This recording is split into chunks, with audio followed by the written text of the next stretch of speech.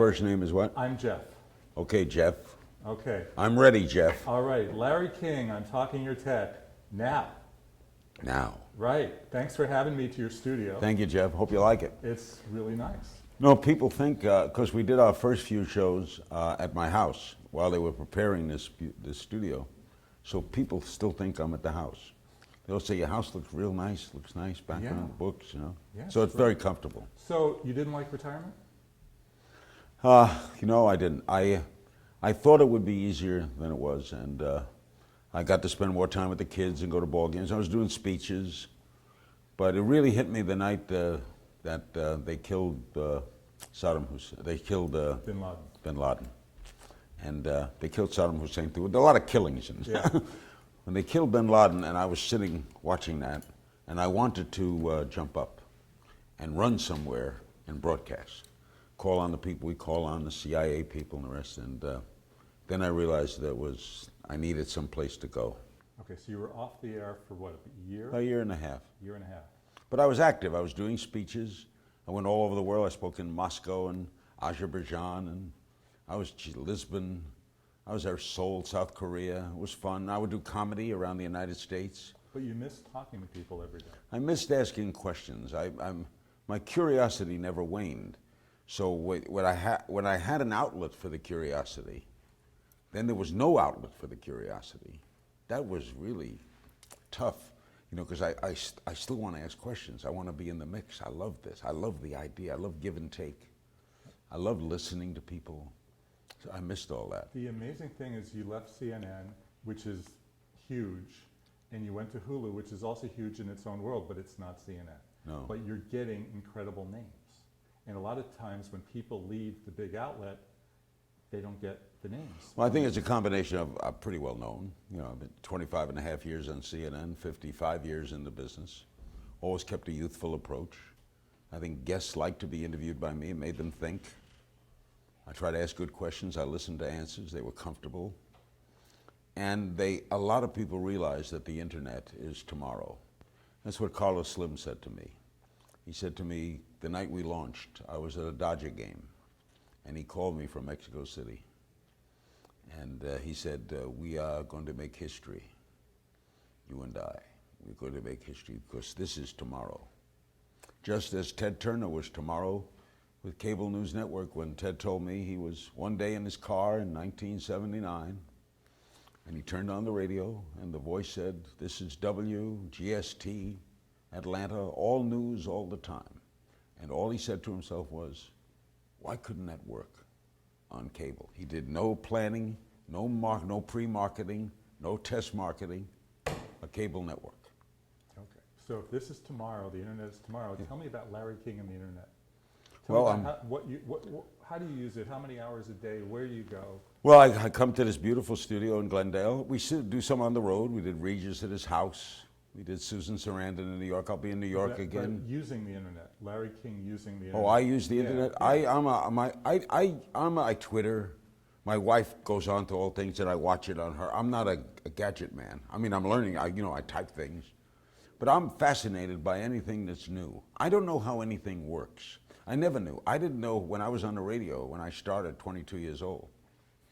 I knew that I could sit and talk to you with a microphone, and that we would be heard 10 blocks away or 30 miles away. But I didn't know how. How was that transmitted? I still don't know how. How the hell does satellites work? How the hell do you go up 22,000 miles and bounce back down across the street and in Moscow? How does the internet work? How does it work? You know how it works? It's a long story. Tell me about what I don't know how it works. I saw Al Gore in London. Tell me what websites you go to. How do you start your day? What's the first thing you do? The first thing I do when I get up is read my newspaper. I've never lost my love of print. I know print is in trouble now, and it's kind of a bad word, but I read my USA Today, New York Times, LA Times, hopefully the Washington Post if I can get it, and then some other out-of-town newspaper, New York Post, Chicago Tribune, something, because I want to get a feel. Physically.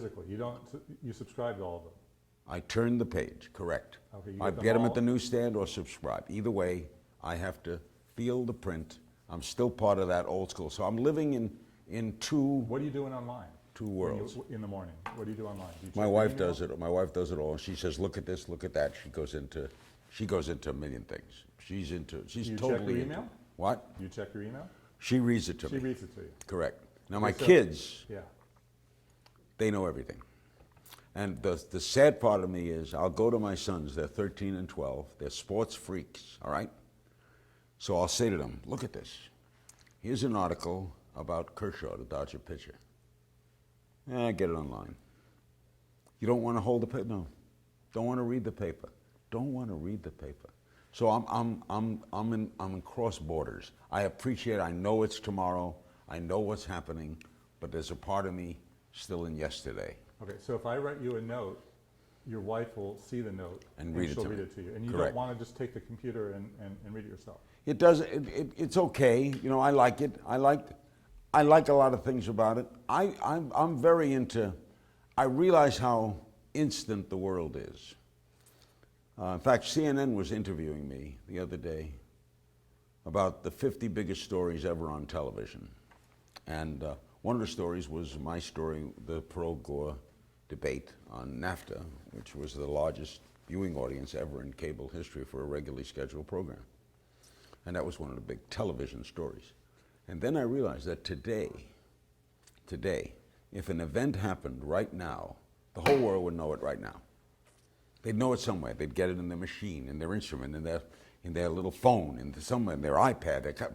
There's nothing. It would be burst out. It would be instant. And I appreciate all that. I appreciate the knowledge of it. The downside is it could be wrong. The dangers of privacy. Are we losing privacy? I worry about that. But I realize that it's like Don Quixote to fight it. You can't fight it. You have to join it. Okay, But it's instant. So she reads you the email. What about, how does she communicate with you? Does she text you? Do you have an iPhone? Do you have an Android? I've just got my iPhone, and she's training me how to use it. I've never sent a text. I receive texts. She'll text for me. But I like, you know, whatever happened to, I was the other day, I was in an office somewhere, and this person was texting. And I said, who you, they say talking, but they're not talking. Oh, I'm talking to John. He's over there. He's right over there. Go talk to him. Text him. Why? I want to hear the voice. What's next? See, some people ask me that. Well, if I can't forecast tomorrow, I remember the AM radio station I worked at in 1958 gave away its FM station. Well, we need FM. Who needs FM? FM became dominant radio outlet, right? So can you tell me what tomorrow is going to bring? I was in Seoul, Korea, and I was this keynote speaker at a tech conference. And the first thing I said to them was, you know, you flew me all the way here, you pay me a lot of money. I could have been in Los Angeles and done this by satellite, right? You'd have still seen me, I'd have still talked.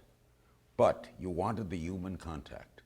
Never forget the human contact. The day we lose that, the day we're in a world of just texting and we lose that. If I can't touch you or talk to you, something's wrong. So you got to have it always. But I'm in Seoul, and they showed me a television set that's coming. You fold it up like this big, and you put it in your pocket. This is coming in 2013. You unfold it, and you get TV shows. How the hell do they do that? You can watch TV on your iPhone. On the iPhone. This is, you're walking in your pocket, you unfold it, and you watch television. How do you do that? It's an iPhone that folds. Where's it coming from? The internet. The internet. And where is that? It's in the waves. It's on All right. So all of that is going through both of our IPTV, bodies, right? IPTV. It's going through our bodies right now. Mm-hmm. Could you explain this to Thomas Jefferson? Probably be rough, but I haven't had much experience in time machines, so I don't know what that would be like. No, But it'd be see? great. It'd be great, though, wouldn't it? Would you go in a time machine? I'd love it. Where would you go? 30s and 40s, probably, because I wasn't there. I've seen so many movies. Where would I go with a time machine? I'd go to Lincoln's office. with the Emancipation Proclamation. I'd go to the Sermon on the Mount. I'd go to the signing of the Declaration of Independence. What else would I go to?